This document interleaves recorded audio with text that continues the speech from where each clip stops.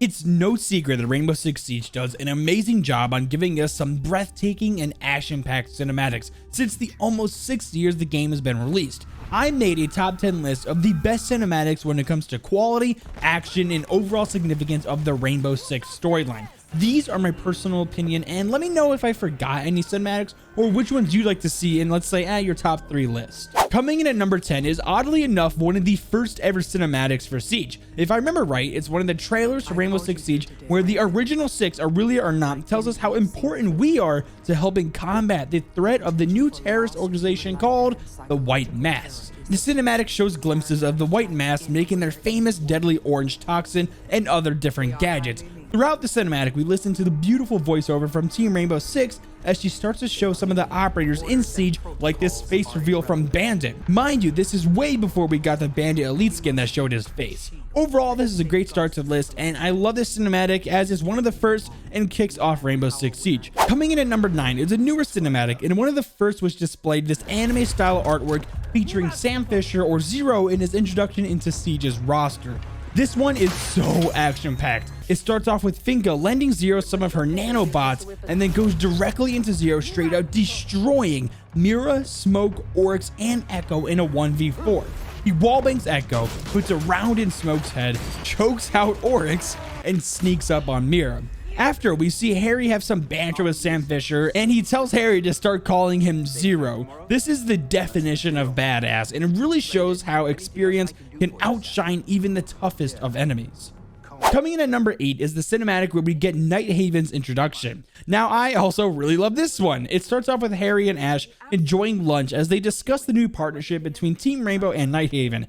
Mind you, Ash isn't really happy about this. We get thrown into a battle where Callie and Womai fly up to a container ship being raided by heavily armed pirates. Womai takes a super tall dive from the helicopter, landing directly into the ocean, and plants one of his discs on the small boat, which draws back an RPG shot from the pirates back to the same boat. That's pretty cool. Then Callie lands on the container ship and expertly snipes through 2 people into a bunch of barrels, exploding the pirates' main boat. It ends with Nighthaven flying up to the spot where Harry and Ash are eating, and that's the introduction. Also a really cool cinematic. Now, coming in at number 7 is Flores' introduction trailer. I'm pretty sure I'm going to be saying this for almost every cinematic, but I also love this one. We get introduced to Flores, who is working his food truck when Goyo and Castle arrive to convince him to join Team Rainbow. We get a flashback to some badass height skills, showing off Flores' amazing skills and ending off with a literal bang coming from his explodey drone. Plus, it shows his warm heart as he gives an old lady who bought some of the Argentinian food he makes at his food truck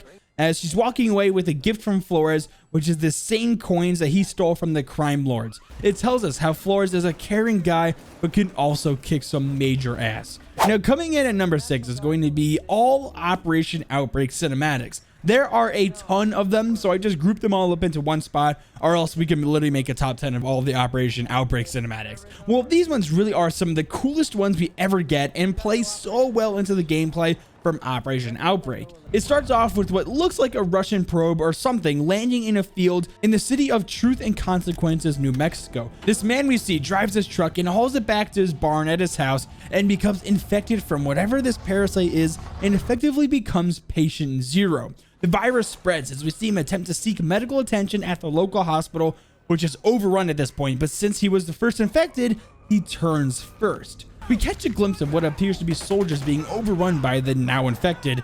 Team Rainbow is sent to investigate as the whole town is now involved. Ash asked the original 6 to send Doc, Thermite, and Tachanka to assist in the operation. They arrive and start planning out how to beat this. Thermite recommends either nuking the city or using explosive charges to get key pieces of information.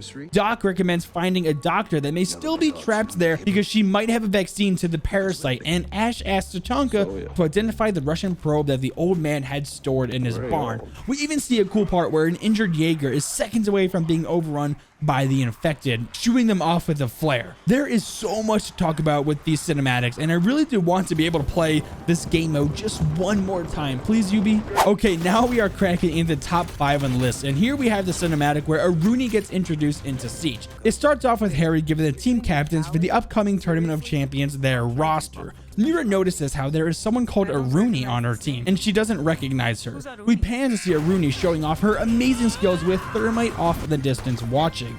Then it goes to a flashback to Bangkok, where Aruni and Thermite teamed up to try and defuse a bomb that was on a pickup truck. Aruni crashes while Thermite was unable to defuse the bomb in time, exploding the bomb, trapping Aruni inside. This is the origin story of Thermite's scars on his hands and arms, while we see Aruni, who lost 2 limbs and has disfigurement to her face. It's action-packed and gives us a lot about the lore of Siege. We see Thermite conveying through his facial expressions of how he feels so guilty of the actions that happened that day. But Aruni tells Thermite in the cinematic that she never blames him for not defusing the bomb in time and the injuries that happened because of it, rekindling their friendship. I love this cinematic and want Thermite and Aruni to date, please. Coming in at number 4 is what Rainbow Six Siege should have been. This is the notorious and brutal Article 5 cinematic, which shows us the attack the White Masks did on Bartlett University. It's honestly a horrific cinematic showing innocent students being gunned down and gassed along with law enforcement. We then see Team Rainbow land on a helicopter to combat the White Masks. After they clear out the enemies, they decon in the decontamination barracks and get back out to find and fight the rest of them. Again, this is what Siege should have been, a competitive first-person shooter with a campaign of destroying the White Masks and discovering their secrets, not some just terrorist hunt where the White Masks seem stupid. Such a disappointment because this truly could have been such a cool story to dive into for a campaign. Now guys, we're into the top 3, and starting off is the absolutely stunning and controversial cinematic, the second Tournament of Champions. It should have been a longer cinematic because it's only like 3 minutes, but it is truly amazing. We see Team Ash breach into the map trying to take control while Team Mira is defending. Pulse tries to wallbang Finko with his cardiac sensor, but is taken out with an Ash charge after Dokkaebi found him from calling his phone. Thermite is straight up beat down by Aruni and gives that famous wink to him. Again, Thermite and Aruni, please, they need to date. Then we start to see Callie ignore Ash's orders and does whatever she wants to do. She opens up line of sights for the defenders and baits Doc, taking him out. Mira shoots Doki as Callie puts a round in Aruni's stomach. That really looks like that hurt a lot. Mozzie panics as he sprays around in the ceiling trying to hit Callie on the ceiling as Ash takes him out. Then Callie comes in with an upside down rappel, again baiting Ash as she puts a round past Ash's ear into Mira's head, clutching the game. Afterwards, Ash rushes up to Callie, telling her they don't run missions like that and don't bait people, but Callie sarcastically comes back with, "This is a game, princess, and I just want it for you." Of course, Ash punches her in the face, and now we have a huge divide in Team Rainbow. Whose side are you on, Ash or Callie? Coming in at number 2 is the very first cinematic I have ever seen for Rainbow Six Siege, so it has a really special place in my heart, the hammer and the scalpel. It starts off with Thatcher and Doki during a training exercise. Thatcher gets frustrated with Doki and her tech as they didn't have time to complete the mission with Doki trying to get access to the cameras, so he just got frustrated, threw his EMP grenade, and did it all himself really. Doki being, well, Doki confronts Thatcher about this. Initially he's upset, but uses it as a teaching moment. We then see Doki come to Harry for advice, and Harry tells her a story of how much he admires Mike Baker, or better known to us as Thatcher. We get a flashback to Thatcher's life where he finds his brother unconscious on the beach as he's repairing his boat, the Iron Maggie, which his elite skin is based off of. His brother tells him that these dudes in town beat him up because he owed them some money. Thatcher locates the bar, locks the door, love that part, throws the money on the ground and says, "But what comes next, my good sons, is from God's mouth to your ears, and I will make it hurt for the rest of your miserable fucking lives." As he straight up embarrasses these fools who think that they can mess with Mr. fucking Laser Sights himself. Thatcher makes quick work of these guys with some intense hand-to-hand combat. Then the cinematic goes back to Harry talking with Dokkaebi again, giving even more advice. Doki says, "Thanks, Six," but Harry returns with, "Just call me Harry." Now, before we get into my number 1 spot, I do want to give a quick honorable mention to the Oryx and Yana trailer in Operation Void Edge. I think this is one of the most visually appealing cinematics we ever got, especially with Yana's parts in space.